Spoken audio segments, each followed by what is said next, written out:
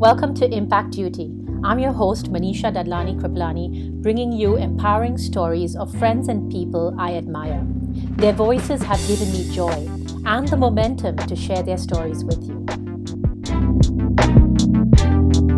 Madhuri Sharma is a practicing nutritionist and is the first Indian to win the title of Mrs. Earth International 2016. She's a Goodwill Ambassador, Mrs. Universe International.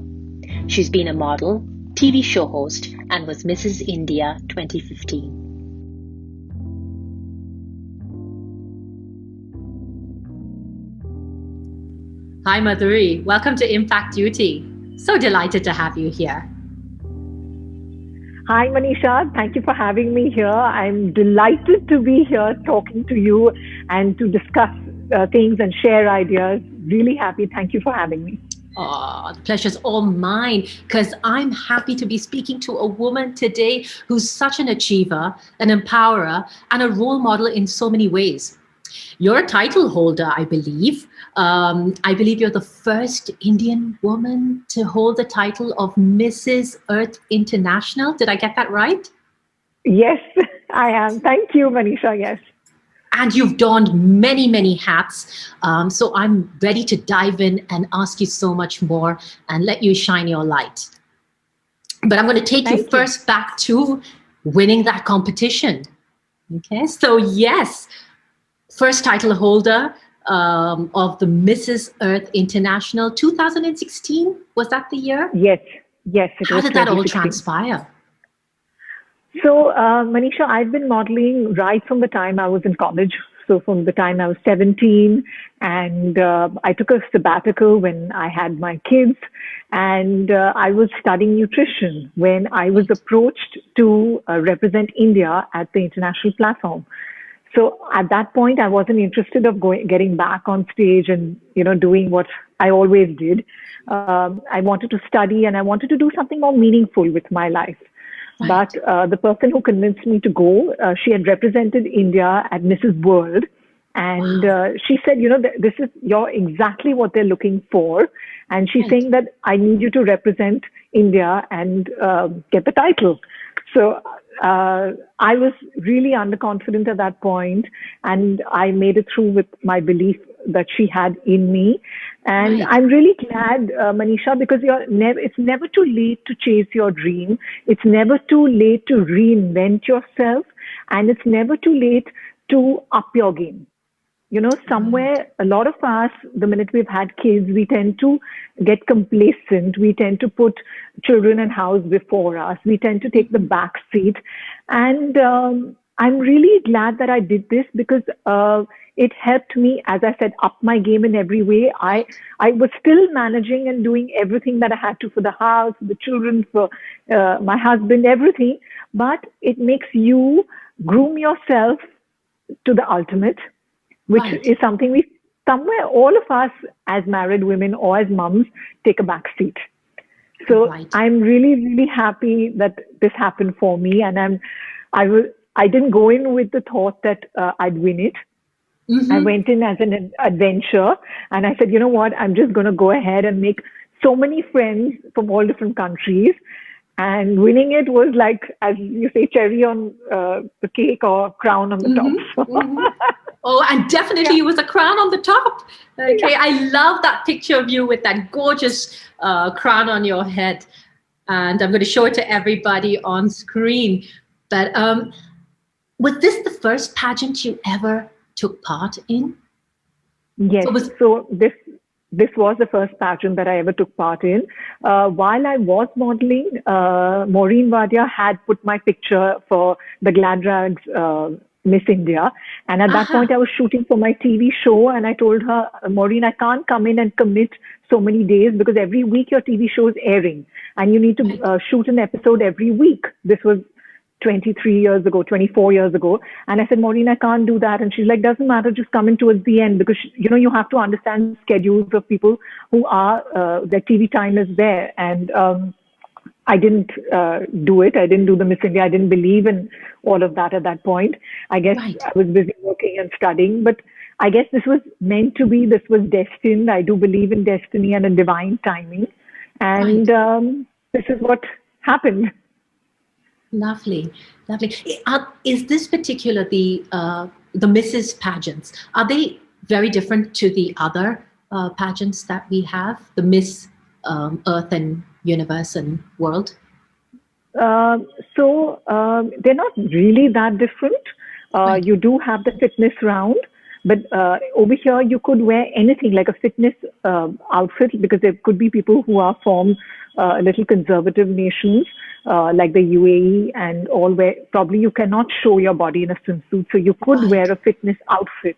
Like you could wear a tennis skirt and you could come in those kind of attire, which is probably not allowed in the Miss pageant, in the Miss Right. Earth or the Miss Universe. That is allowed over here. Otherwise, there is the interview round, there is the fitness round, there is the evening gown round, and they are watching you all throughout. There is a Miss Congeniality round.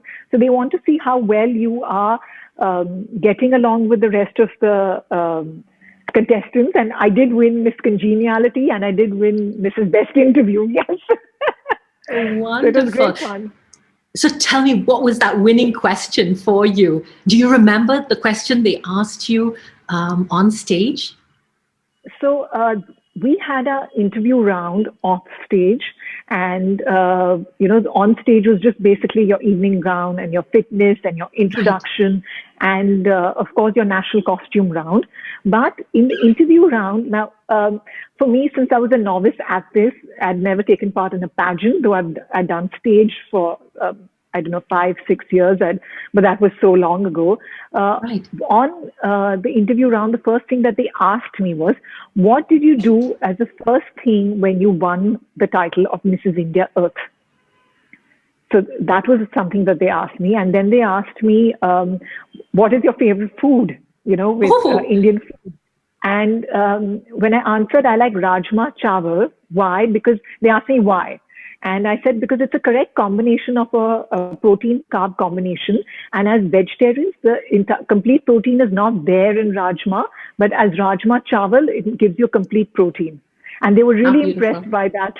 Yeah, they were really impressed by that answer, even about what I did as the first thing that I won Mrs. India Earth. I said that I went and I became the spokesperson of e-incarnation, where there's a lot of electric e-waste that is we generate when we buy a new laptop and we get a new phone. And, a lot of us just let it go and we don't look after that where it lands up. And it lands up in many landmines. And there's a lot of wrong gases that are emitted, which pollute the environment. And we need to be more responsible for that. So the first thing that I took up was this cause.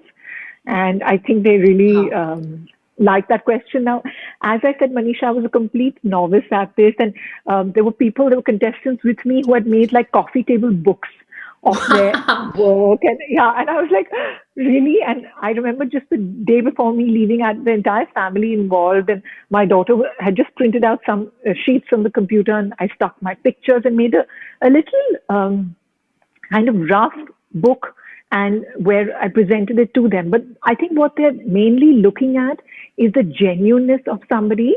It's not how well you are packaged only, because the message goes a lot more into meaning and depth. You become a woman. You've probably had children. You've seen a lot more of life. It's not merely about your packaging. Yes, this does matter too, but what is on the inside? That's what matters. And I think that's what they're looking at. Wonderful. So. And were there any criteria to joining the competition? As in, how does it go about? So how would, the next person join the competition? So there's an age limit. And, there is. Okay. Then, so they had a certain age, this thing, and now they have changed the title. At the time that I won Mrs. Earth International, it was just the main title with the Mrs. Earth.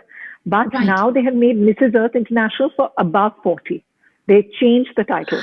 And so that they could be, different kind of, they probably wanted to honor more women who have come into it and send each person back with something. Because when you've left your house and family and you've traveled across a couple of nations to come and represent your country, they probably wanted to honor each woman with a different title. So How they've changed lovely. the requirements now. Yeah, really lovely. I just loved what they put into it. Yeah. Yeah. But I'm sure the pandemic has really affected all these pageants. How has it been stalled for this year? Would you have any So idea? I'm not really sure about the Mrs. Earth, but I do know that in India they did hold pageants, and I know that internationally also they did hold pageants, probably with them wearing masks. Some of them were Really online, so they try to make the most of what was happening, and yeah. wonderful. And you mentioned that you were certified or you trained as a nutritionist. Were you a Yes. nutritionist before the pageant, before the competition? And are you still working as a nutritionist? So it's strange, but that 2015 and 2016 was such an eventful 2 years for me Right, that I started doing my course when I was chosen to appear for Mrs. Earth. And right. initially, the pageant was supposed to take place in April. That's Mhm. when Earth Day happens. And for some venue reason, it got shifted to October. So I Mhm. did give all my exams. One exam was left, but yeah, I was almost done with my course. So at the time when I was preparing for the pageant, I was also reading 1,500 pages of the human anatomy and different hormones and studying all of that too. And I guess that was a year for me to push all my limits and really try and excel and believe in myself. So, Right, don't ever be afraid to do that. Don't ever be afraid and don't ever set limits for yourself. The right. sky is the limit. And if you believe something genuinely, you can achieve it. So Bravo. yeah, Yeah. that's something that I'd And like to put out Madhuri, there. wonderful. And there is so many, like I said, there's so many hats that you've donned. And one that I'm going to draw attention to is you being a philanthropist and a volunteer. There's this whole volunteering side to you, Madhuri. I believe you work alongside an NGO with underprivileged children. Tell us more. Go ahead. Tell us more about that. Yes, Manisha. So, what I've always believed in life is that if God gives you more, build a longer table, not a higher fence. If you have more, and by God's grace, I think we're all gifted with more. Why not try and help somebody who doesn't have anybody to help them? And Right. there's this particular NGO. I mean, I do help a lot of causes, but the one particular one that I did attach myself to was the cause of education, of educating Mhm. the rurally unemployed, the rural people from India who have nobody. And the Right. name of the NGO is Light of Life Trust. And we have transformed the lives, Manisha. I can't tell you of how many families where the monthly income of the family is 500 rupees. That's probably less than $10, less than 10 American Wow. dollars. And the parents are selling flowers and earning that kind of money. And the Yeah. minute the children become 13 and 14 and look slightly older, the parents say, please stop studying and help out because obviously they need to supplement their income to be able to Right. feed, so many kids. And we send out social workers into these really remote villages and convince the parents, please, we will pay for their education, let them study. And then Right. these kids, one of the kids, just a story that where the monthly income was 500 rupees, and the child has gone on to studying and earning and working and earning 18,000 rupees per month. That is Excellent. probably 250 USD Yes, approx. or Yes, yeah, yes, yes. 275 USD. So Hmm. can you imagine from less than 10 USD to 275 USD Stark a month? difference. You have transformed the life of the family. Totally. It's not just merely giving a handout. It's really easy, Manisha, to give a handout, but are you Yes. empowering somebody to be able to earn on their own? Are you For able to me, break that that is really circle important. of Yes, poverty? Yes, yes. absolutely. You hit it bang on. Are you able to break the circle of poverty? So this is something which has really touched my heart. And I do Right. believe a lot in education and empowerment. And I've been working at this, volunteering at this NGO for a number of years now. Wonderful. And has the pandemic affected your work in any way with the NGO? Has it made it harder? Yeah, I presume, right? It has, yeah, because we are unfortunately only confined to our houses, and because India had the lockdown really hard, and even now that we are getting out a little bit, we're still now the second wave has come in, and it's really gotten very hard. So yeah. So Madhuri, I'm going to go back to your modeling days. I'm going to draw you back to those days. Did you always know you wanted to be a model? I mean, right from childhood, did you say, "Oh, I want to be a model," or did it just happen along the journey? No, actually, Manisha, I didn't grow up saying that I want to be a model. In fact, you won't believe I was the most shy girl on, I think, the planet Earth. I was so shy.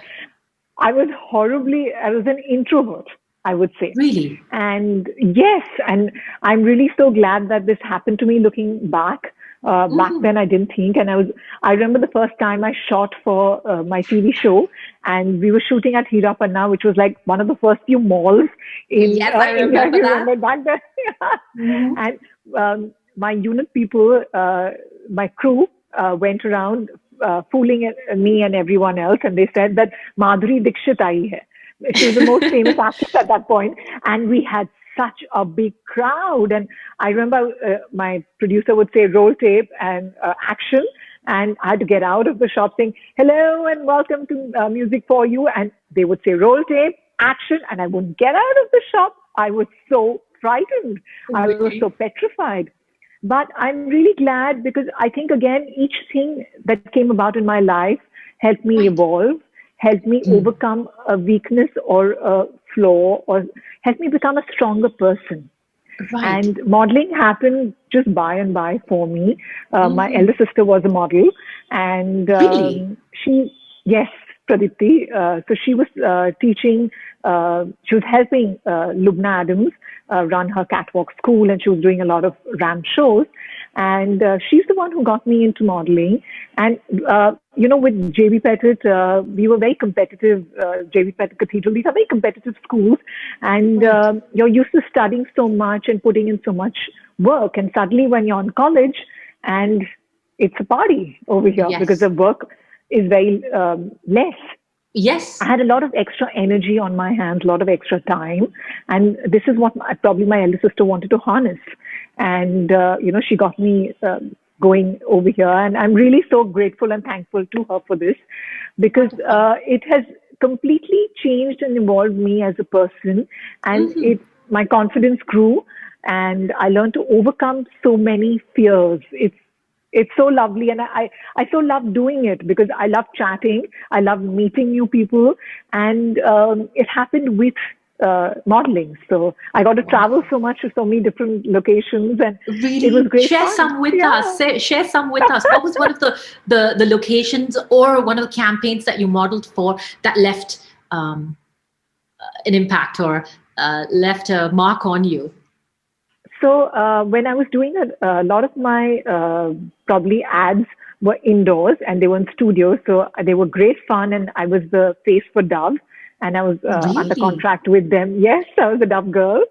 And those were great fun, and it got me a lot of recognition. But a lot of the shoots which I did, where we traveled to palaces, like we went to this one palace in Rajkot called Gondal, and it was exquisite. And I remember for our first shot, the girl who had to wake up first for her makeup had to sit at 3 a.m. for makeup. Ouch. So that means you have to be up at 2:30 to be able to, a little bit have a shower, pop your lenses in your eyes, and, sit ready for makeup. And we would leave at 5 to get the first daylight shot. And they were beautiful. And then we'd wind up really early also. We would probably be done by 12 in the afternoon, because light gets very harsh. But such beautiful locations, and so much fun. I mean, we did travel internationally also. We've gone to Dubai for a couple of shows. And, when you're a young teenage girl, and when you're traveling and you're earning and shopping, and it's a great sense of independence. I agree. And yeah. I mean, it's a hard it world. gives me, I'm sure there are many yes, stories that you have where it's a hard world to deal with. And especially if you of don't have course. anybody holding your hand, mentoring Yes, you, and somewhat protecting you, it can be a harsh industry to deal with, to it tackle. does. Uh, However, there are some beautiful confidence building aspects that come out of this as well. Absolutely, absolutely. I think it builds your personality, and yeah, it was great fun, and it was hard work too. But uh, I was working and studying. It gave me the independence, and it gave me my time out when I needed to study for my exams. It gave me my Right, time out to attend class every day. So right. I really loved it. The versatility. Yes. And you progressed on to anchoring and interior designing. Like I said, there are many hats. All right. So tell us about. So this happened post the modeling, right? That's when you entered into the world of anchoring and interior design. Uh, Was that how it worked, or uh, No, I was hosting a show alongside modeling because okay, both were happening simultaneously for me. I right, started after graduation, I did my post graduation, I did my master's, and then I did interior designing because I didn't want to only be a model. I wanted to do something more meaningful post that, Manisha. I hmm, wanted a degree in my hands. So I did start interior designing. I did start my program, and 1 year into that, I was modeling. And hmm, after I finished a year, I got married and I was still completing my course. So it took me 2 more years to complete my course. But I needed a very fulfilled life. I wanted to do a lot more with my life. I wasn't really happy being just a model or right. just a homemaker or just this thing. I think as women, we can manage to do a lot more. And why Yes. not? And why So, not? We can juggle those yeah, roles. yeah. Wonderful. And now holistic living plays a huge part in your life. So we're looking at meditation and mindfulness and well-being and nutrition. What exactly does holistic mean for you? And yeah, how do you incorporate it into such a busy lifestyle? It's not how I incorporate it. It's because I have it, I'm able to achieve the amount I'm able to achieve and the amount I'm able to do. So it's the other way around, actually, Manisha. A holistic living empowers me. You know, when Mm, you're in your 20s, you can get by with life and you have energy, you have youth, you have everything on your side. You can be looking absolutely okay, even if you've had a rough night, if you've not slept in well. But how you look after yourself in your 30s is what you show in your 40s. How you look mm, after yourself in your 40s is what shows in your 50s. So it's very important, and more than anything for your inside mhm. and for your outside, because your internal health also matters a lot more, which is why I say holistic living of meditation. I believe it's like when you have a bath every day so that you don't get a smell. The same way, if you don't meditate every day, it's like taking an internal bath, and there's a Mhm. smell that comes. You know, because we accumulate so much, Manisha, because of our day-to-day lives, because of I agree. a high-paced life, that if you're not meditating daily, you're not clearing up the debris every single day that accumulates. So it's an everyday cleanse that you need to do for yourself. And ultimately, you're living in your own body. So you Right. have only yourself to answer to and to live up to. So what's a Madhuri routine like? As in, do you have a morning routine? Yes. So Okay. I wake up first thing in the morning and I do a small little, it's called a thing where you seal your aura. It's called a bandhan. So actually, before I got on right now, so if you saw for a minute, I went off. And what you do is that you raise your energy and you seal your aura. So Wow. that's something that we learned in our meditation. So the first thing I wake up and I raise my energy and I seal my aura. So there's nothing negative that enters your space. Right. And then I wake up. I play with my dog. I There are certain waters, medicated waters that I make for myself. I drink those. So that's like a cleanse that happens in the morning.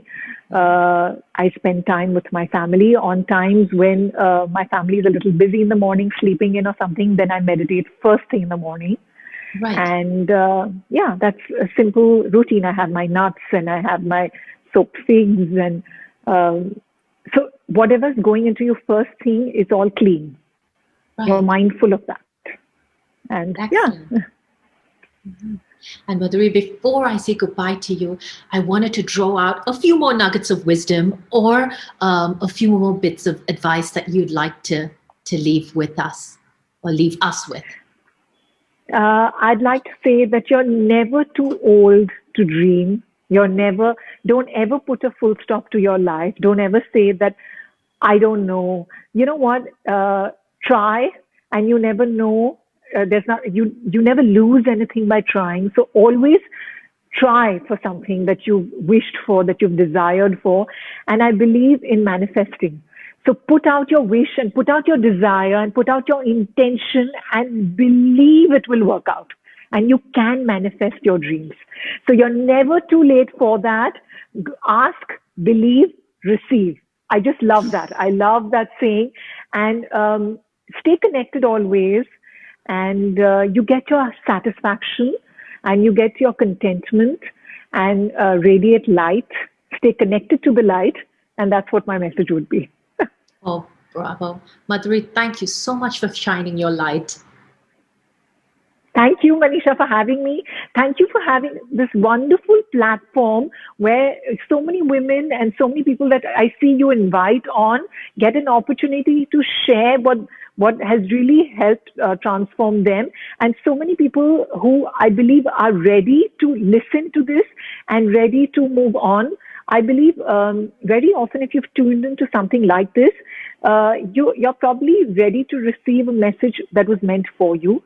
If you're open enough, and you can just switch it and you can just transform your life. So go ahead and do that. Thank you so much, Manisha, for Madhuri, that was really a nugget. That was really a nugget to leave us with. Thank you. Thank you. Stay blessed, stay beautiful, and we'll be in touch. God bless. Thank you, Manisha. Thank you. Loads of love to you too.